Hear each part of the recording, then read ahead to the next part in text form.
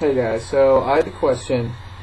Why have Kentuckians and West Virginians received a reputation of being dumb and incompetent? So I got this question. I wasn't quite sure how to approach it, how to do the research about it.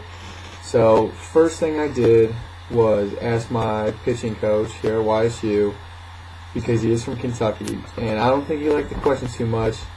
And he didn't really have much of a response. He got kind of offended by it, and we laughed it off.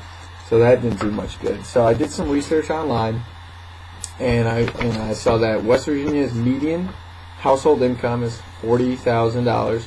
The unemployment rate there is 7.3%, and about 18% live below the poverty line. As for Kentucky, employment rate is about 8.2%. Unemployment rate, is 8.2%. 19% live below the poverty line, and the median household income is $41,000.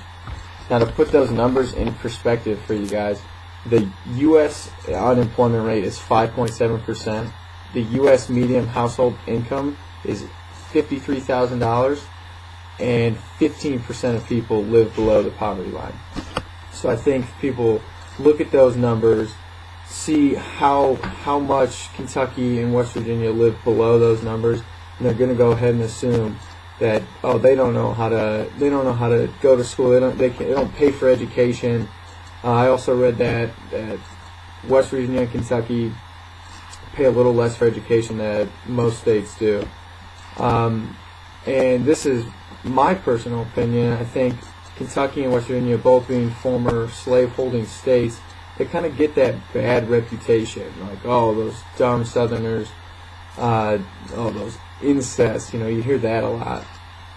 I don't know if Kentucky and West Virginia are dumber than any other states, any other Southerner states that people say the same things about, but you do hear a lot that West Virginia, you date your sister, you marry your cousin.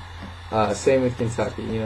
I think you live in the hills, you live in trailers. That's what you hear. And the numbers compared to all the other U.S. states do kind of back that up a little bit. I'm not saying that they are any more dumb and incompetent than any other U.S. state, but they do live below the poverty line, and they do have a different way of life, I would say. Maybe a more simple way of life with, where they live and the things that they have.